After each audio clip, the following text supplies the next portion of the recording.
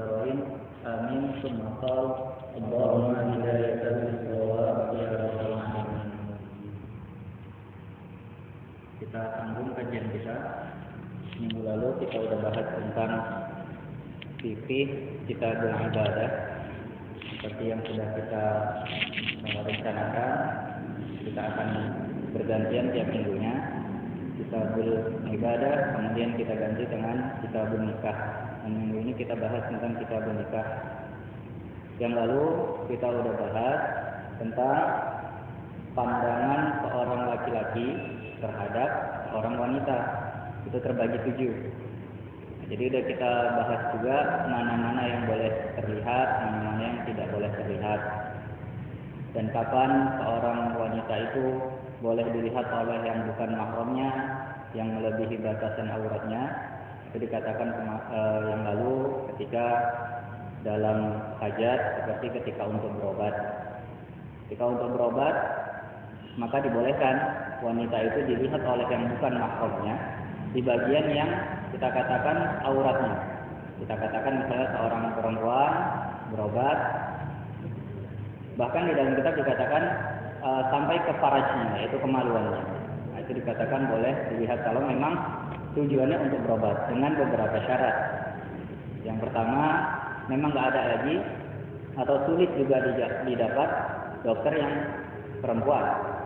Kalau memang masih ada bidan-bidan perempuannya yang memang bisa nangani, jangan dulu ke yang laki-laki. Kalau memang keadaannya udah parah, memang harus spesialis yang nangani, bidan nggak cukup, dan spesialis yang ada, misalnya kita katakan yang ada saat ini memang laki-laki.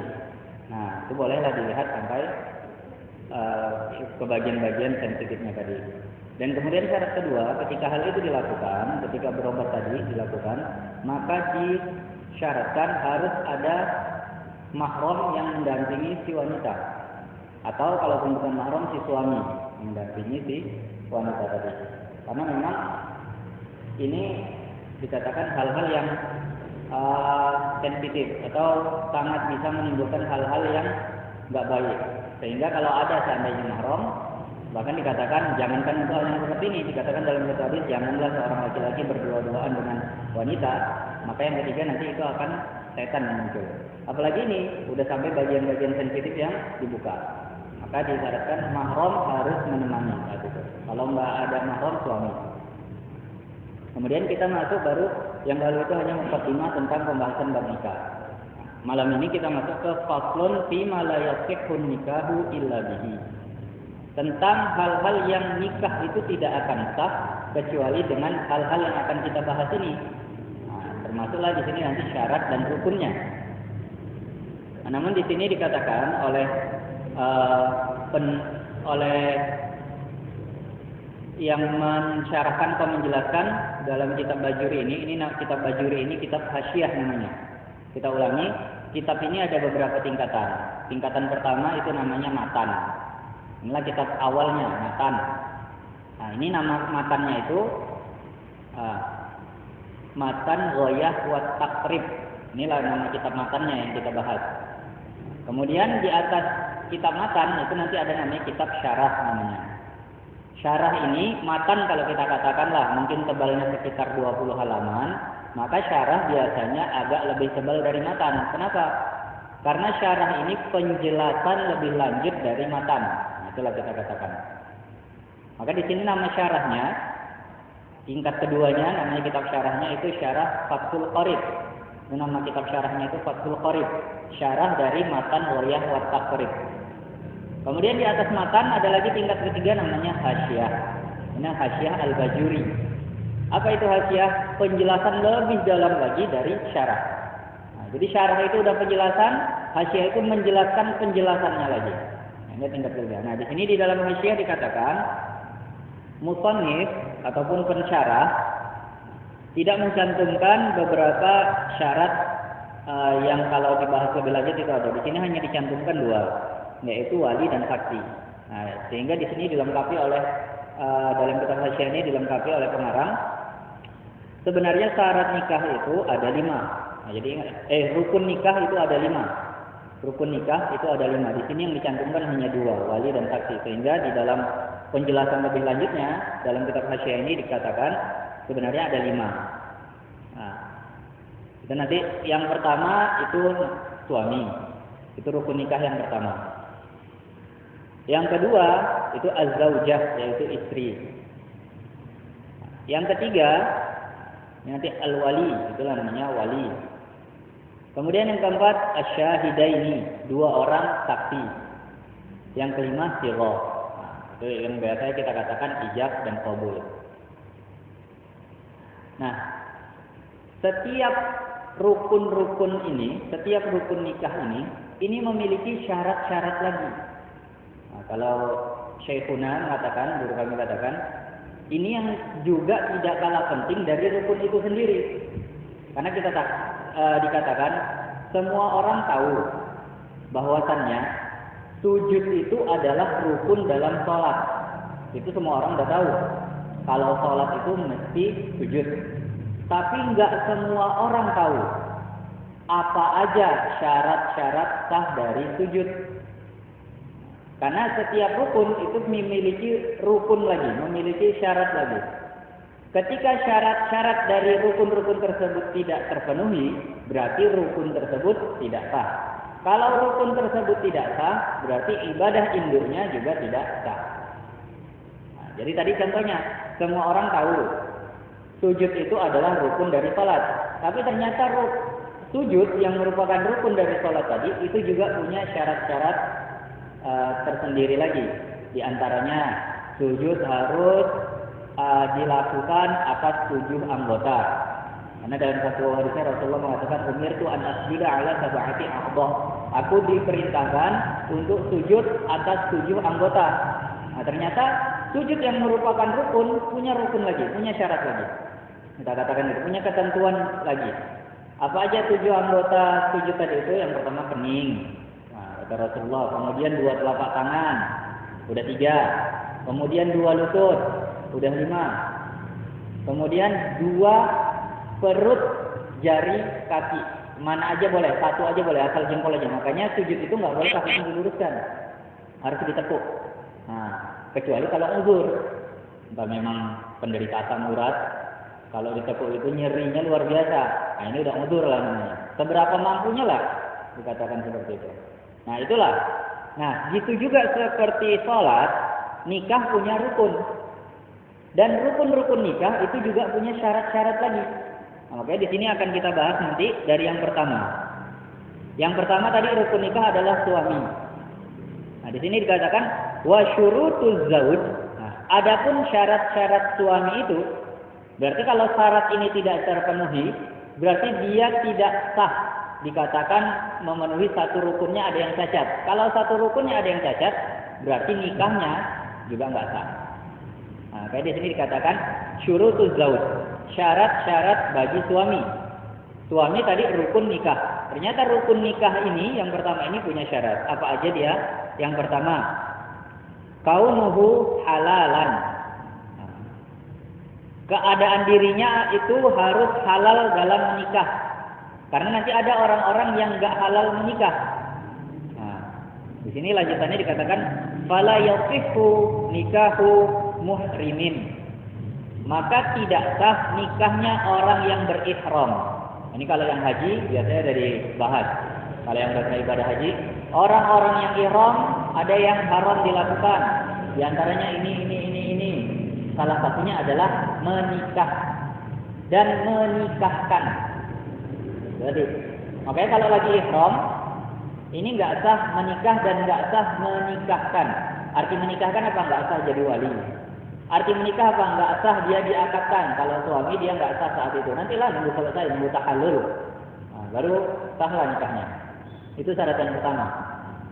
Kaunuhu halalan. Artinya dia halal menikah. Fala yasihu nikahu muhrimin. Maka tidak sah nikah orang yang sedang ihram. Nah, jadi bahasa muhrim itu untuk orang yang ihram. Jangan lagi salah membahasakan. Kita nggak muhrim. Biasa anak-anak remaja kadang ngomong kayak gitu. Kita nggak muhrim. Kalau nggak muhrim artinya kita tidak sedang ihram. Ya memang kebanyakan yang ngomong itu nggak lagi ihram. Padahal maksud dia mungkin mengatakan kita tidak mahram. Nah, kalau mengatakan kita nggak ada hubungan darah, kita nggak ada hubungan susuan, itu maksudnya mahram, bukan muhrim. Mahram itulah yang semalam kita bahas, ada 18 semalam. Nah, jadi bahasanya kalau mau itu mahram, kalau muhrim itu untuk orang yang ihram. Walau biwakilihi. Nah, walaupun menikahnya dengan diwakilkan, misal si pria ini pas lagi umroh misalnya, ataupun udah disepakati nikah tanggal sekian bulan sekian, oke udah sepakat. Rupanya dapat hadiah umroh gratis pas pula dengan waktu nikahnya. Udahlah kuwakilkan aja lah nanti. Gitu. Ini juga nggak sah. Kenapa? Karena nikahnya nggak sah, mewakilkan dia untuk nikah nggak sah. Karena gini, nanti nikah itu boleh diwakilkan, baik si wali ataupun si suami. Wali boleh mewakilkan kewalian dia kepada orang lain untuk menikahkan anaknya. Nah, si suami yang bakalan jadi suami atau calon suami kita katakan itu juga boleh mewakilkan kepada orang lain untuk mengkabul nikah. Nah, kalau misalnya pas kejadiannya kayak tadi, dia juga sedang ihram, kebetulan pas bentrok waktunya dengan tanggal nikah misalnya. Kemudian dia wakilkan orang untuk mengkabul, ini juga nggak sah. Sabarlah, nunggu ihramnya selesai dari umrohnya ataupun hajinya tadi. Nah, ini yang perlu tahu, karena kalau nikahnya nggak sah, berarti nanti hubungannya juga nggak sah. Nah, itu syarat yang pertama. Syarat yang kedua, kaunuhu muhtaram. Kaunuhu muhtaram. Memang keinginan dia sendiri menikah itu. Muhtaram artinya apa maksudnya? Fala yasihu nikahu mukrahin. Maka tidak sah nikah orang yang dipaksa. Ini untuk laki-laki. Tapi nanti kalau perempuan ada istilah wali mujbir untuk perempuan. Wali mujbir ini ayah dan kakek itu berhak memaksa nikah anaknya, tapi dengan nanti beberapa syarat. Nanti insya Allah kita sampai ke situ pembahasannya. Syaratnya nggak ada permusuhan antara si ayah dengan si anak yang mau dinikahkan, calonnya juga nanti harus sekufu, nggak ada permusuhan antara si perempuan dengan si laki-laki. Itu semua nanti ada syaratnya. Kapan seorang ayah boleh mengijbar, boleh memaksa nikah anaknya tadi. Tapi ini anak gadis. Tapi nanti kalau bukan gadis nggak boleh. Kita artikanlah udah pernah menikah, janda atau sebagainya. Nah, jadi kalau laki-laki dia harus mukhtar, nggak boleh dipaksa. Fala yasihu nikahu mukrohin. Nah, maka nggak sah nikah orang yang dipaksa. Misal memang dipaksa dia harus nikah dengan itu. Kalau seandainya dia nggak mau nikahin, nah, ya Allah alam lah kasusnya gimana. Misal, namanya permisalan supaya mendekatkan paham. Si ayah ini memang udah senang kali sama laki-laki itu, tapi laki-laki itu nggak senang pula sama anaknya. Terakhir ayahnya ini apapun dilakukan supaya laki-laki tadi mau nikahin anaknya. Nah, akhirnya diancam segala macam, mungkin disakiti keluarganya. Paling yaudzubillah mungkin ada yang bakalan sampai dibunuh atau apa segala macam. Nah ini namanya nikah yang terpaksa.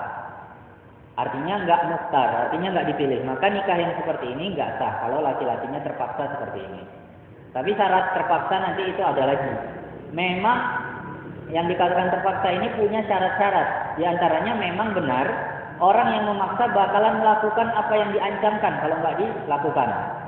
Nah, kalau seandainya cuma ecek-eceknya tapi dia merasa terpaksa, ya ini namanya bukan mukroh. Berarti memang pingin juga dia nikah. Jadi syaratnya memang benar akan dilakukan apa yang diancamkan, barulah namanya mukroh. Terpaksa dan memang benar bisa melaksanakan. Kalau cuma adiknya yang ngancam, misalnya adiknya pingin kali punya abang yang kayak gitu, tapi abangnya nggak mau sama kakaknya, terus diancam adiknya.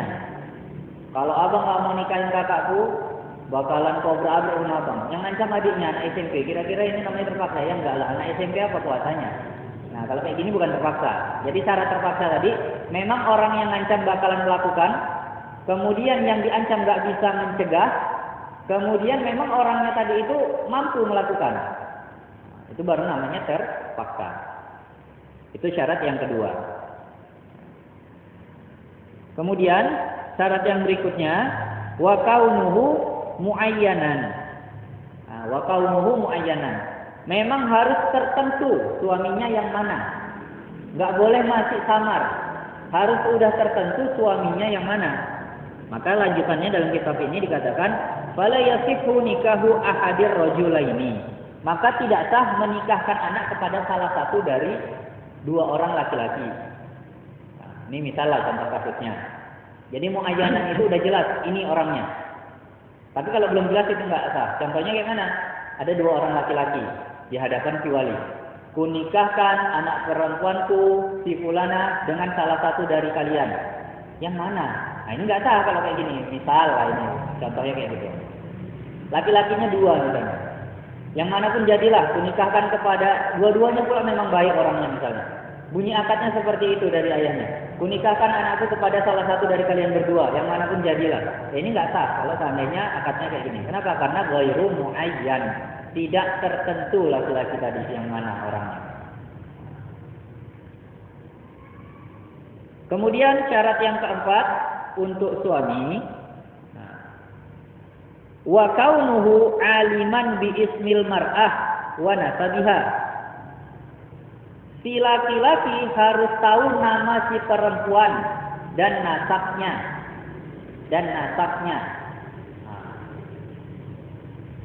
Jadi kalau nikah nggak tahu namanya, ya ini nggak boleh laki-laki tadi. Saya terima nikahnya. Siapa? Nggak tahu aku namanya. Anak siapa? Nggak tahu juga aku bapaknya. Ini nggak sah kalau kayak gini. Saya terima aja nikahnya. Nah, kalau kayak gini nggak sah. Atau kalau nggak tahu nama, nggak tahu nasab, tapi tahu orangnya. Misal udah hadir perempuan di samping ini.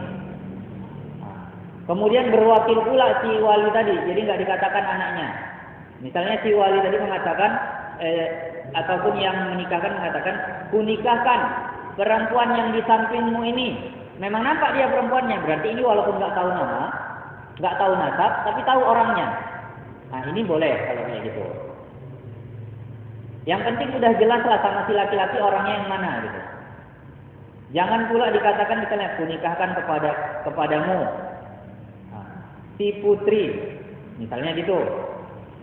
Si putri yang dia kenal di otaknya banyak. Ada putri bin Anu, ada putri yang tinggal di sana, ada putri yang tinggal di sini. Yang mana ini? Makanya harus tahu nasabnya. Putri anaknya Wakulan misalnya. Oh kalau itu iyalah kawaku. Udah jelas dia. Nah, jadi itu harus jelas. Ataupun tadi, yang penting udah tahu si laki-laki perempuan yang mau dinikahkan kepada dia yang mana. Itulah dia. Nah, kalaupun nggak tahu nama, nggak tahu nasab, minimal tahu orangnya adalah di sampingnya, atau udah pernah ada dia lihat orangnya, udah tahu lah. Itu syarat dari laki-laki tadi. Harus tahu si perempuannya itu, si istrinya itu yang mana, siapa. Fala yasihu nikahu jahilin bi syai'in min zalika. Nah, maka nggak sah nikah orang yang betul-betul nggak tahu. Istrinya yang mana, namanya nggak tahu, nasabnya nggak tahu, orangnya yang mana pun nggak tahu. Nah, ini nggak sah kalau nikahnya seperti ini. Syarat yang kelima bagi si laki-laki, ini syarat terakhir dalam kitab ini dikatakan wa kaunuhu dzakaron yaqinan. Dan memang si suami ini harus yakin orang, baik dia sendiri, saksi, wali, harus yakin kalau si suami itu dzakaron, laki-laki. Nggak boleh masih belum jelas. Ini calon suaminya masih belum jelas antara laki-laki dan perempuan. Apa maksud belum jelas? Fala yasihu nikahul khunsa. Maka tidak sah nikahnya orang yang khunsa. Apa itu khunsa? Dalam kitab dikatakan yang dinamakan khunsa itu ketika dia punya dua alat kelamin. Alat kelamin perempuan ada, alat kelamin laki-laki juga ada. Kadang waktu buang air keluar dari alat kelamin perempuannya. Kadang waktu buang air keluar dari alat kelamin laki-lakinya. Nah, ini namanya khunsa muskil. Arti khunsa muskil secara bahasa khunsa yang membingungkan. Ya orangnya sendiri bingung. Aku ini laki-laki atau perempuan? Alat kelamin itu dua-duanya berfungsi pula. Nah kalau nikah sama yang seperti ini nggak sah. Kunikahkan anakku kepadamu. Iya kalau dia laki-laki. Kalau ternyata dia perempuan, nah, itu makanya harus dzakaron yakinan, harus memang diyakini secara yakin dia itu laki-laki. Karena pernah dengar di berita orang ketipu, udah nikah, baru tahu dia kalau ternyata istrinya laki-laki. Waliyadzubillah. Baru tahu dia kalau ternyata istrinya laki-laki. Mungkin operasi sana, operasi sini, segala macam udah ketutupi, tapi akhirnya baru ketahuan kalau laki-laki. Karena ini nanti gawat. Kalau seandainya memang disahkanlah nikah dengan yang seperti ini, kalau ternyata nanti baru jelas ternyata dia laki-laki, kan hubungannya selama ini itu hubungan yang haram. Hubungan lelaki sama lelaki yang kita katakan bahasa kita homoseksual, kalau bahasa agamanya, bahasa Arabnya itu dikatakan liwat, ini adalah sebuah perbuatan yang tercela. Bahkan dalam satu pendapat ya, namanya ini bukan mu'tamad, yang mu'tamad hukuman seorang yang melakukan hubungan sesama jenis itu seperti zina. Itu pendapat dalam mazhab Syafi'i. Namun ada dalam satu pendapat Sayyidina Ibnu Abbas itu dikatakan hukuman bagi orang yang melakukan hubungan sesama jenis itu dijatuhkan dari tingkat tinggi. Nah, ini pendapat yang dhaif memang dikatakan, pendapat yang enggak mu'tamad, yang enggak dipegangi. Kenapa? Itu diambil dari kisah Nabi Lut. Bagaimana azab yang ditimpakan Allah kepada kaum Nabi Lut, diangkat kotanya, desanya, diangkat tinggi, kemudian dibalikkan, kemudian dijatuhkan. Nah, berdasarkan ini adalah pendapat yang muncul tadi, orang yang melakukan hubungan sesama jenis itu hukumannya dijatuhkan dari tempat tinggi. Nah, karena memang hina betul. Bahkan dalam satu hadis dikatakan dibunuh orang yang melakukan dan yang dikenai kelakuan. Kalau memang mau sama mau. Jadi itu tadi hinanya perbuatan. Makanya sangat dicegah ini sehingga tidak sah nikahnya khunsa. Kunikahkan anakku kepadamu sementara belum diyakini kamunya itu si laki-lakinya tadi itu ternyata laki-laki atau perempuan karena dia khunsa. Nah, ini enggak sah. Lanjutannya, wa in banat dzukurahu. Walaupun ternyata setelah nikah pas betul ternyata laki-laki aku ini. Buktinya apa? Setelah nikah mungkin seminggu sebulan alat kelamin yang perempuannya nggak fungsi lagi ataupun menghilang. Nah, kalau itu wallahu a'lam gimana cara menghilangkannya ya Allah lah memang yang dari hilang bagaimana atau memang dengan ya itu tadi dibuktikan bahwa alat kelamin perempuannya mungkin nggak fungsi lagi. Atau ternyata setelah diteliti memang udah nggak ada fungsinya dan itu dianggap seperti cacat pada tubuh aja lah gitu misalnya. Nah, walaupun seperti itu tetap nikah yang di awal tadi nggak sah. Misal, udahlah kunsa lah situ, nantilah kita periksa belakangan misalnya. Tetap diangkatkan aja. Ya saya terima kata si kunsa tadi nikahnya. Baru periksa belakangan atau diteliti apa segala macam ternyata nyata. Oh yang laki-lakinya dan memang gitu pun nggak sah. Karena dari awal memang disyaratkan waktu akad sudah diyakini dia laki-laki.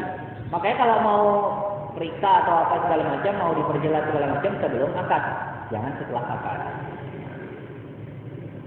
Itu 5 syarat untuk rukun yang pertama yaitu suami. Jadi bagi yang nanti mungkin menyaksikan pernikahan ataupun menjadi wali nikah ataupun menjadi memang pelaku nikahnya, inilah diketahui dirinya memang sah enggak menjadi suami.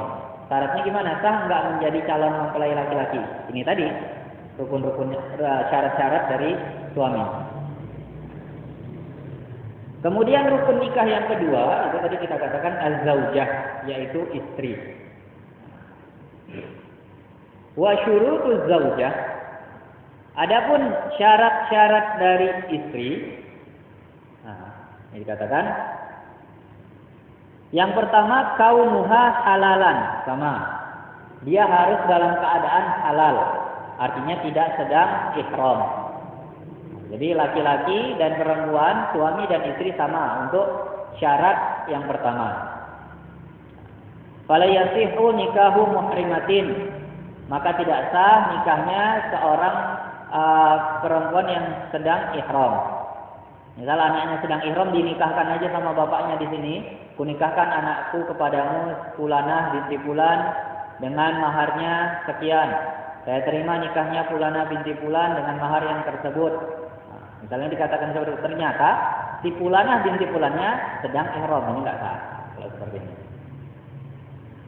Kemudian yang kedua, wa kaunuha muayyanatin, sama juga. Si perempuan tadi harus sudah jelas, harus sudah tertentu siapa. Enggak boleh masih belum jelas. Fala yasihhu nikahu ihdal mar'ataini, maka tidak sah menikahkan salah satu dari dua perempuan. Misal, si bapak ini punya 3 anak perempuan atau 2 lah kita katakan anak perempuan. Suka dia sama satu laki-laki, udah setuju kali, yang manapun jadilah misalnya sama, yang penting aku dapat menantu kayak dia.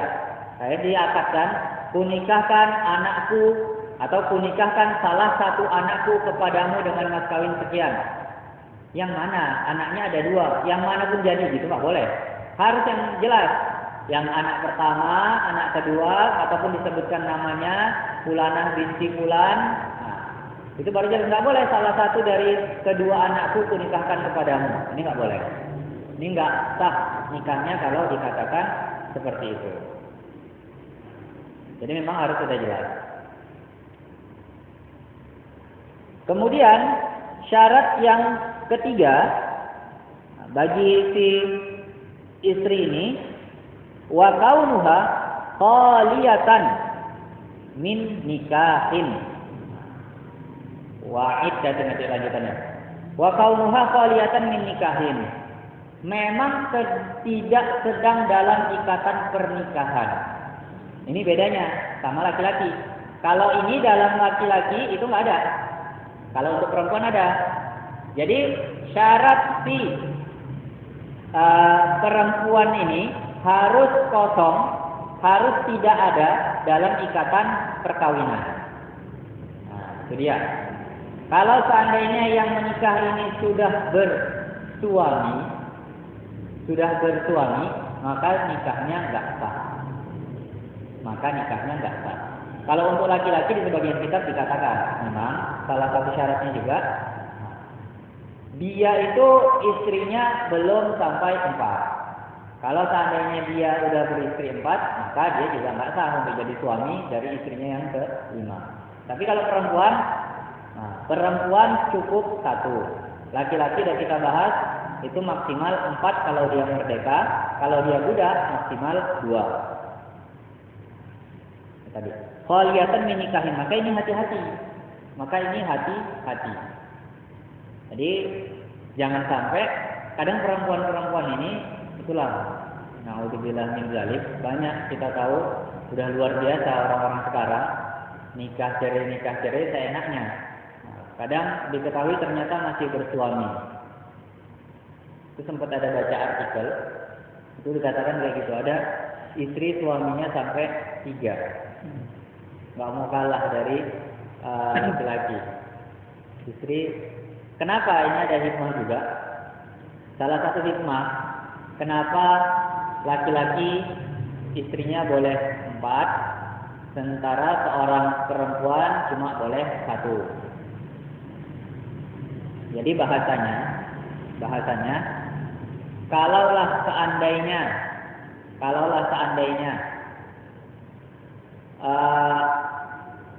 istri itu boleh punya suami lebih dari 1, kita katakan 2 aja. Namanya juga udah suami istri, pasti ngerasa halal melakukan hubungan. Nah, malam ini berhubungan sama suami pertama, misalnya ini kalau seandainya berhubungan sama suami yang pertama. Nah, kemudian 2 malam atau 3 malam berikutnya berhubungan sama suami yang kedua. Nah, hamil si perempuan tadi, anaknya siapa ini? Kan nggak tahu. Nah, itu tadi. Makanya nggak boleh seperti ini. Tapi kalau laki-laki, istrinya 4 pun ya jelas, itu anak dia semua. Tapi kalau istri ini kan sifatnya menampung, semua ditampung. Seandainya jadilah pembuahan tadi, ini punya siapa yang membuahi? Punya suami yang pertama atau punya suami yang kedua? Nah, makanya ini hikmah yang luar biasa dari agama Islam tadi, mengharamkan yang namanya poliandri, atau kita katakan istri lebih suaminya dari 1. Nah, itu tadi. Kemudian wa iddatin, juga harus kosong dari masa iddah. Nah, ini yang harus hati-hati. Jadi perempuan harus tahu iddahnya, kapan habis masa iddahnya, kapan belum. Karena ketika perempuan itu kita katakan ditalak, seorang perempuan misalnya ditalak, maka sejak dia ditalak, sejak jatuh talaknya, maka dia akan beriddah. Lalu masa iddah. Ketika perempuan ini masih dalam masa iddah, maka sebenarnya hukumnya dia secara hukum masih seperti istri dalam beberapa hal. Masih berhak dinafkahi. Itu tadi. Salah satunya juga membuktikan dia hukumnya itu masih sebagai istri, boleh dirujuk tanpa nikah lagi.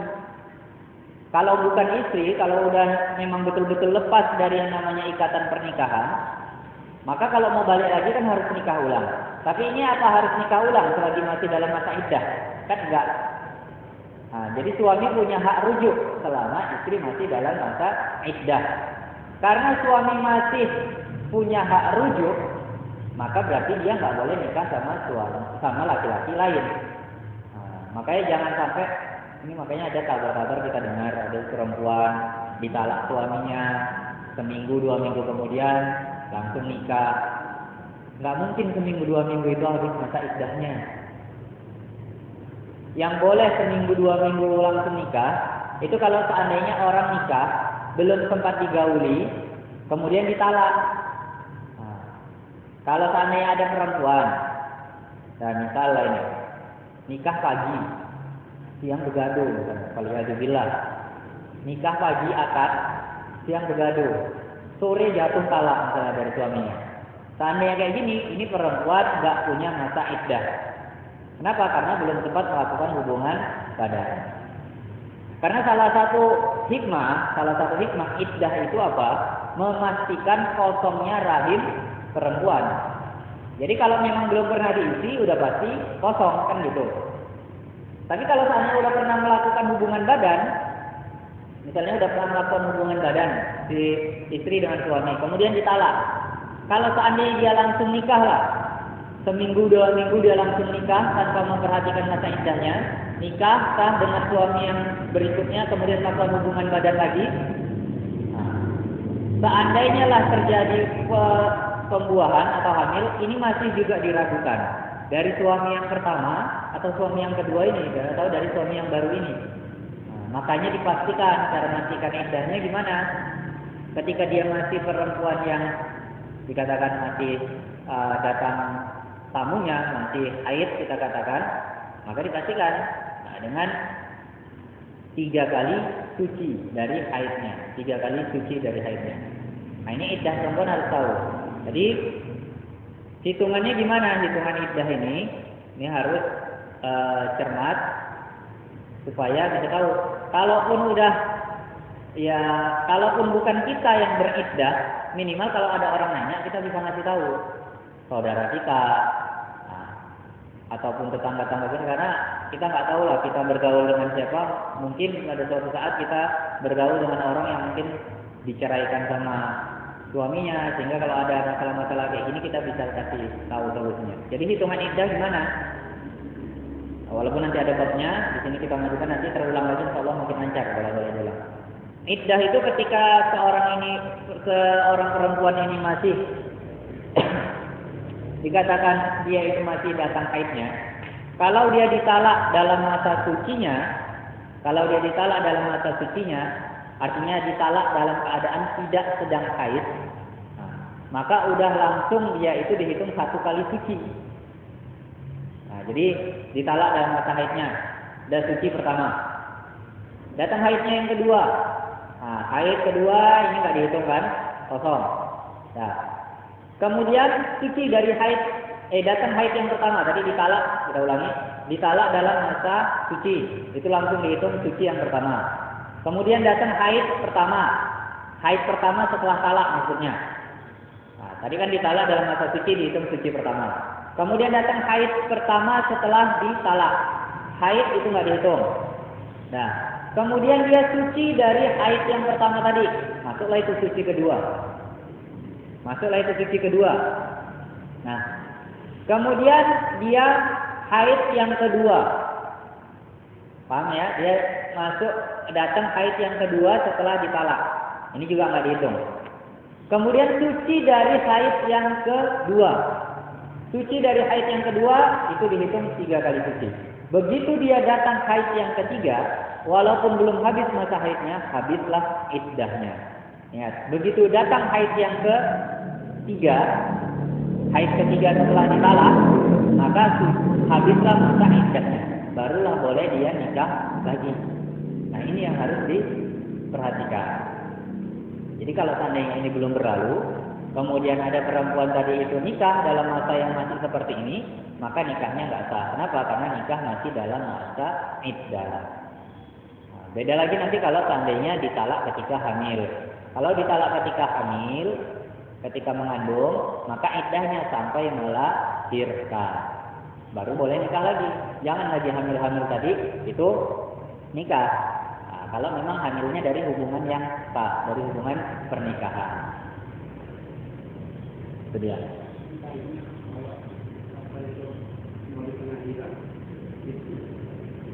Kalau seandainya talaknya tadi dari pengadilan. Pengadilan ini memang sebenarnya dilema sama kita. Yang namanya talak ini kan hak suami, bukan hak pengadilan. Talak ini hak suami. Jadi ketika suami mengatakan ku cerai kau, misalnya sama istrinya, dikatakan gitu, atau ku talak engkau, itu udah jatuh. Itu udah jatuh. Makanya inilah yang agak dilema kita. Kalau seandainya dibawa ke pengadilan, kemudian pengadilan kadang berkata, kadang ngomong, kenapalah mau cerai? Bahasanya kenapalah mau cerai? Bahasanya mau cerai, padahal udah cerai kan udah dijatuhkan talak tadi. Nah, jadi kalau kita ikuti kitab-kitab, itu bukan qadhi yang menetapkan jatuhnya cerai. Tapi kalau kita baca di semua kitab-kitab fikih, cerai itu haknya suami. Jadi ketika suami mengatakan ku talak engkau, ya udah jatuh. Nah, inilah yang kita pegangi dalam mazhab Syafi'i. Karena memang suami yang punya hak cerai tadi. Kalau suaminya pergi nggak pulang-pulang. Nah, ini kebijakan yang bagus dari pemerintah Indonesia lah kita katakan, dari Departemen Agama lah kita katakan dari Indonesia, adanya sirah ta'liq talak. Bagi yang menikah, yang udah menikah itu biasa baca itu. Sirah ta'liq talak dibacakan. Jika saya lupa pula isinya apa itu ta'liq talak. Jika saya tidak menafkahi istri saya, itu biasanya ada dalam sekian bulan. Atau pokoknya banyaklah menyakiti tubuh istri saya gini-gini dan istri saya tidak ridha, kemudian mengadu ke hakim, maka jatuhlah talak saya. Kan seperti itu bunyinya. Jadi kalau seandainya lah memang tadi si suami pergi, nggak pulang-pulang, pas sudah seukuran yang dia sirotkan, yang dia ucapkan ketika membaca ta'liq talak tadi, lupa 3 bulan atau berapa lupanya karena ya bahasanya karena memang jarang dibaca, juga jarang dengar orang baca sirah ta'liq. Kalau kita katakan lah misalnya nih, tapi bukan ini yang tertulis ya, misalnya 3 bulan lah dikatakan. Misalnya dalam sirah itu tidak menafkahi istri selama 3 bulan atau mengabaikan istri selama sekian bulan. Dan ternyata itu memang sudah terjadi. Dan si istri nggak ridho, menggugat ke pengadilan, jatuhlah talak si suami karena sudah sesuai dengan apa yang dikatakan si suami ketika sirah ta'liq talak. Kalau nggak menggugat nggak, karena di sirah ta'liq talak itu seperti itu. Dan istri saya tidak ridho dan dia menggugat ke pengadilan. Nah, itu ada syarat-syarat, itu ta'liqnya itu tadi, kaitan-kaitannya. Tapi kalau ridho aja istrinya, misalnya ditinggalkan 4 bulan misalnya, tapi ridho istrinya, ya udah nggak masalah, apa ridho. Tapi tinggal disesuaikan tadi dengan bacaannya tadi. Jadi ini yang memang kadang nggak didapatkan orang-orang yang nikah siri. Nikah siri ini artinya datang ayahnya, calon suami sama si anak gadisnya tadi lah misalnya. Nah ini kalau nikah gitu aja sah nggak? Ya sah, sudah memenuhi syarat, ada wali, ada juga 2 saksi misalnya dari pihak mana lah. Jadi, ada 2 saksi, ada wali, ada suami, ada istri, kemudian ada syigot, ada ijab kabul. Ya udah sah. Nggak ngundang tuan tadi misalnya. Nah ini sah-sah aja. Inilah yang namanya nikah siri di bahasa kita. Sir itu artinya kalau secara bahasa Arab, sir itu artinya nggak jahar, nggak jelas, nggak terang, nggak terang-terangan. Itulah bahasanya nikah siri. Kadang nikah siri ini nggak dibacakan siloh taklif di situ. Kalaulah seandainya si suami yang nikah siri tadi itu, kita katakanlah hilang pergi entah kemana, bisakah si perempuan menggugat ke pengadilan? Nggak bisa.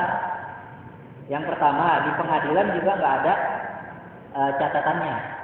Aku mau menggugat suamiku, siapa nama suamimu ini, mana surat nikahnya, nggak ada lah. Iya kalau suamimu, itu kata pengadilan, mana buktinya dia suamimu? Nah, kemudian dia juga nggak baca sigot taklif misalnya. Kalau seandainya gini-gini nggak ada. Jadi mau ditinggalkan berapa tahun pun tetap itu jadi suaminya. Tetap itu jadi suaminya. Dalam mazhab Syafi'i kalau nggak diyakini kematiannya, nggak bisa beriddah. Nah, ada pendapat yang mengatakan diukurkan seukuran umur ghalib. Artinya ghalibnya usia manusia itu berapa tahun? 63 tahun atau 70 tahun lah kita katakan. Ya udah dihitung. Ini usianya masih 40, berarti 30 tahun lagi lah. Kalau belum ada kabar. Nah, ini bahayanya kalau nikah siri tadi. Tapi kalau nikah yang udah terdaftar di Departemen Agama, itu tadi untuk menjagakan, karena banyak hal-hal yang tak terduga setelah pernikahan.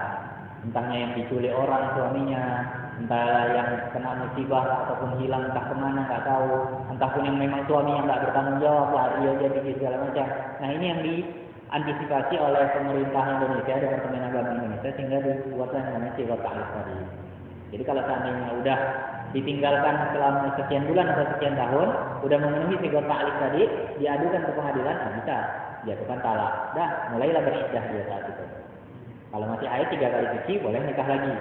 Kalau udah nggak haid 3 bulan, boleh nikah lagi. Nah, itu saja.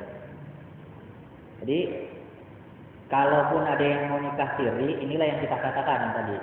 Hati-hati, nanti sulitnya ke pihak perempuan. Kalau pihak laki-laki nggak ada masalah. Nanti pihak perempuan yang payah. Nah, pihak perempuan yang payah karena ditinggalkan suami tanpa sigot taklif. Ya udah masih status suaminya aja itu terus. Masalah berdosa tidaknya suami, ya itu tetap jelas berdosa kalau memang dengan sengaja mengabaikan istri. Tapi masalah terputus tidakkah pernikahannya, nggak terputus karena nggak ada talak, ataupun dia nggak menggantungkan talak, karena talak ini boleh digantungkan. Nah, contoh misalnya talak yang digantungkan ini. Kalau seandainya misalnya suami ini mengatakan ini salah, seandainya kau keluar rumah nggak pakai jilbab, kucerai kau. Seandainya dia mengatakan kayak gitu. Dibuat sama si perempuan keluar rumah nggak pakai jilbab, ya udah jatuh talaknya. Nah, itu contoh menggantungkan talak. Talaknya tergantung apa? Tergantung si perempuan keluar rumah pakai jilbab atau enggak kan gitu. Nah, bahasa Arabnya gantungan ini taklif. Nah, sementara di sigat taklif gantungannya itu banyak. Kalau aku menyakiti tubuh istriku, kalau aku meninggalkan dia sekian bulan, kalau aku mengabaikan sekian bulan, tidak menafkahi sekian bulan, dan dia tidak ridho, lalu mengadu ke pengadilan dan membayar uang iwat 10.000, maka jatuhlah talakku. Kalau semua itu sudah terjadi, baru jatuhlah talak. Nah, itu tadi. Jadi itu, misalnya kalau saatnya kita nikahnya itu dengan katakan nggak siri, artinya jahri lah kita katakan secara terang-terangan, nah, itu bisa menjaga hak-hak perempuan tadi.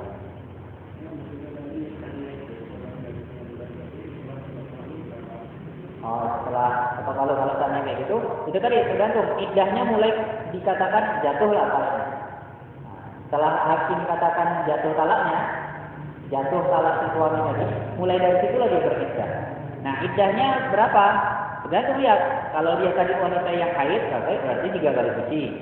Kalau dia tadi perempuan yang nggak haid, berarti 3 bulan. Itu tadi.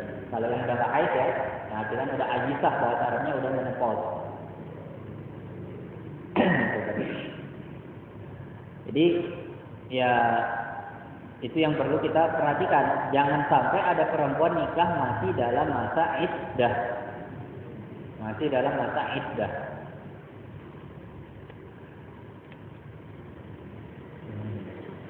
Kemudian yang berikutnya, fala yasihu nikahu mangkuhatin, maka tidak sah nikah seorang perempuan yang sudah menikah. Enggak sah nikahnya.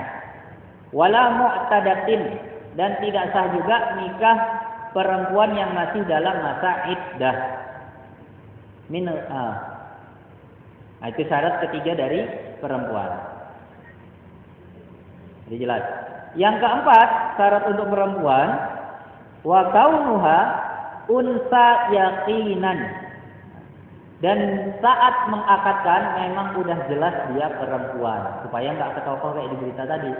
Nikah, rupanya baru dia tahu kalau istrinya laki-laki. Maka ini enggak sah kalau masih belum jelas dia itu ya perempuan secara pasti atau belum. Karena memang alat sekarang ini luar biasa. Bisa merubah alat kelamin, bahkan alat medis sekarang ini, teknologi medis sekarang ini. Yang awalnya bentuk tubuhnya laki-laki bisa dirubah persis kayak perempuan.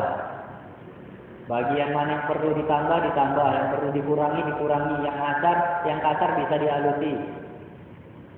Alat kelaminnya juga bisa dirubah. Kalau seandainya kayak gitu, ketokohnya sampai kayak gitu, ini laki-lakinya nggak berdosa. Si perempuan tadi yang berdosa. Ngaku dia perempuan misalnya, dan ditengok memang orang-orang juga udah tahu dia itu dia perempuan. Orang-orang yang tahu itu yang berdosa. Emaknya, keluarganya yang udah tahu dia perempuan tetap menikahkan itu berdosa. Karena kelainan, bahasanya kelainan jiwa yang seperti ini, pinginnya itu kadang orang berubah kayak gini karena dia pingin sama laki-laki. Ini nggak bisa ditoleransi. Kalau seandainya kelainannya itu untuk yang maksiat. Kalau seandainya bisa ditoleransi, tentu kaum Nabi Lut nggak akan diazab seperti itu oleh Allah. Kadang ada orang yang memperjuangkan ini di berita di TV, memperjuangkan hak-hak itu tadi lah LGBT bahasanya, lesbian, gay, dan transgender. Ini diperjuangkan mati-matian. Katanya supaya diakui. Nggak diakui, soalnya Allah yang udah nggak ngakui dari awal. Kalau seandainya boleh diakui, Allah nggak akan balikkan kaum Nabi Lut itu. Sama halnya misalnya ada orang yang kelainannya itu nggak bisa ninggalkan khamar. Apa boleh kita toleransi? Ya udahlah, karena memang dia jiwanya nggak bisa ninggalkan khamar, ya udahlah kita bolehkan. Nggak bisa kayak gitu, karena ini memang untuk yang udah dilarang oleh Allah. Jadi ya tetap bagaimanapun, kalau seandainya ada yang kayak gitu, dialah yang perlu perbaiki jiwanya. Makanya di Jawa itu ada beberapa pondok pesantren untuk mengobati orang-orang yang seperti itu, kecanduan narkoba. Itu tadi punya kelainan jiwa yang laki-laki ingin suka sama laki-laki, perempuan suka sama perempuan. Itu ada pondok-pondok tasawuf tadi. Mereka mengobati dengan metode zikir. Zikir ini dikasih diamalkan. Alhamdulillah beberapa memang katanya sembuh. Rehabilitasinya dengan zikir seperti tadi itu. Jadi inilah syarat-syarat untuk laki-laki dan perempuan, untuk suami dan istri. Insya Allah 2 minggu yang akan datang, karena minggu depan kita bahas kitabul ibadat tentang fikih ibadahnya. Kita lanjutkan lagi tentang rukun nikah. Ini baru terbahas 2 rukun, yaitu rukun pertama suami dan rukun kedua istri beserta syarat-syaratnya. A'udzubillahi minasyaitonir rajim. Bismillahirrahmanirrahim. Alhamdulillahirabbil alamin. Wassalatu wassalamu ala asyrafil anbiya'i wal mursalin sayyidina Muhammadin wa ala alihi wa sahbihi ajma'in. Allahumma rzuqna ilma warzuqna amala. Allahumma rzuqna ilma warzuqna amala. Allahumma rzuqna ilma warzuqna amala. Allahumma arinal haqqa haqqan warzuqna ittiba'ah wa arinal batila batila warzuqna ijtinabah. Rabbana atina fid dunya hasanah wa fil akhirati hasanah wa qina adzabannar. Wa sallallahu ala sayyidina Muhammad wa ala ali sayyidina Muhammad walhamdulillahi rabbil alamin. Subhanakallahumma wa bihamdika asyhadu an la ilaha illa anta astaghfiruka wa atubu ilaik.